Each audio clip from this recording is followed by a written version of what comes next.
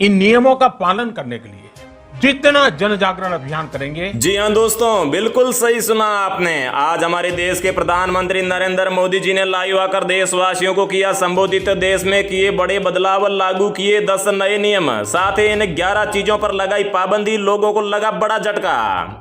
और दोस्तों, जैसा कि आप लोग जानते हो कि हर महीने की शुरुआत में देश में कुछ बदलाव किए जाते हैं, कुछ नए नियम लागू किए जाते हैं ताकि देश की अर्थव्यवस्था सुचारू रूप से चल पाए। इसी प्रकार इस महीने जून की 1 तारीख से देश में ये 5 बड़े बदलाव होने जा रहे हैं, जिसका सीधा असर आम लोगों की जिंदगी और उनकी जेब पर पड़ेगा। अगर आप इन बदलावों या नियमों को सही समय रहते जान लेते हैं तो आप लोगों को फायदे ही फायदे होंगे।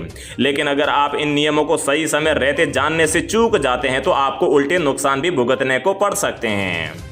तो नमस्कार, जय हिंद, वंदे मातरम भाइयों और बहनों, स्वागत है आपका भारत के सबसे बड़े सरकारी न्यूज चैनल पर। तो दोस्तों, टुडे ब्रेकिंग न्यूज के साथ देश और राज्य की 10 बड़ी ताजा खबरों को लेकर इस वीडियो में हम आपके सामने हाजिर हो चुके हैं। साथ ही में दोस्तों, रेल सेवा, बस सेवा, स्कूल कॉलेज खुलने को लेकर, साथ ही में कोरोना वायरस, लॉकडाउन, राशन वितरण और मोदी सरकार की नई योजना से जुड़ी हर छोटी से छोटी खबर और अपडेट भी इस वीडियो में देने वाले हैं।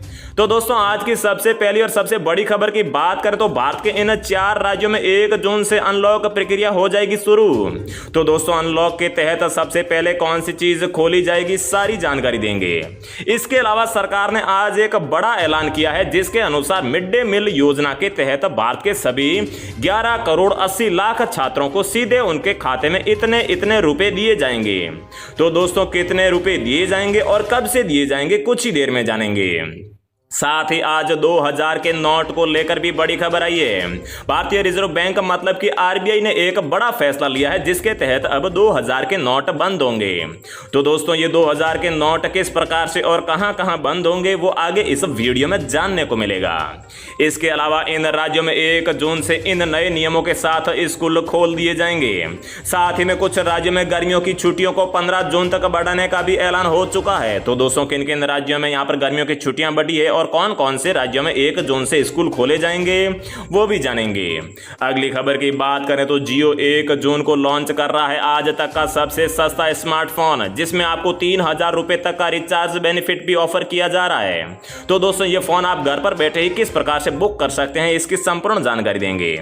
और दोस्तों, अभी आप कौन सा फोन इस्तेमाल कर रहे हो या फिर आपका कौन सी कंपनी का सिम कार्ड है, कमेंट में जरूर बताइए, क्योंकि दोस्तों कमेंट करने वाले 10 लकी विजेता को हमारी तरफ से जियो का जो नया स्मार्टफोन है ये बिल्कुल फ्री में दिया जाएगा। तो दोस्तों, इन्हीं सभी खबरों को एक एक करके इस वीडियो में हम आपको देने वाले हैं। चलिए खबरों का सिलसिला शुरू करते हैं। लेकिन दोस्तों, आगे बढ़ने से पहले मेरी आपसे एक छोटी सी रिक्वेस्ट है कि अगर आप इस चैनल पर पहली बार आए हैं तो चैनल को सब्सक्राइब कर लीजिए और साथ ही में वीडियो को एक लाइक भी जरूर कर दीजिए।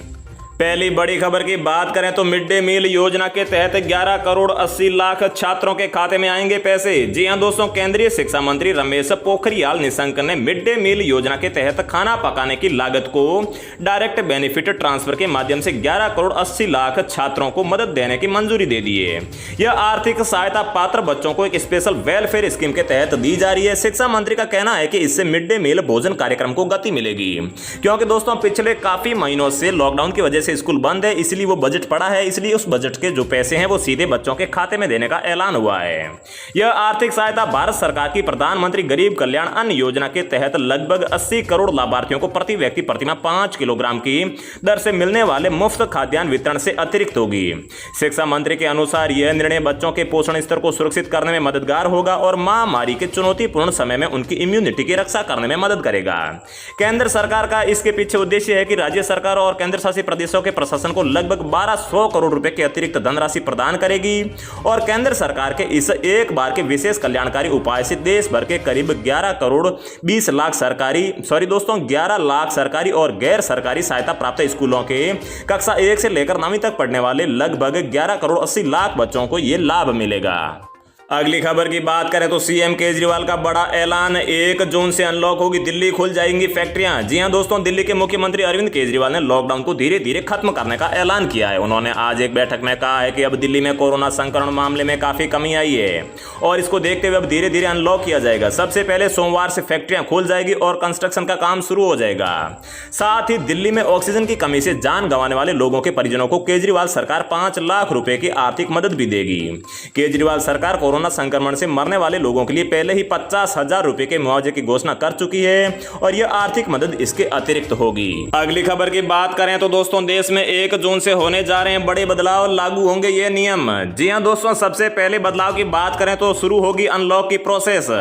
दिल्ली और मध्य प्रदेश में 1 जून से लॉकडाउन से राहत मिल सकती है। देश में कोरोना से केस कम होने लगे हैं, इसको देखते हुए लॉकडाउन से राहत देने का फैसला किया जा सकता है। वहीं 8 जून से राजस्थान सहित कई राज्य अनलॉक होने की संभावना है। हालांकि ज्यादा केस वाले शहरों में राहत की उम्मीद कम ही है।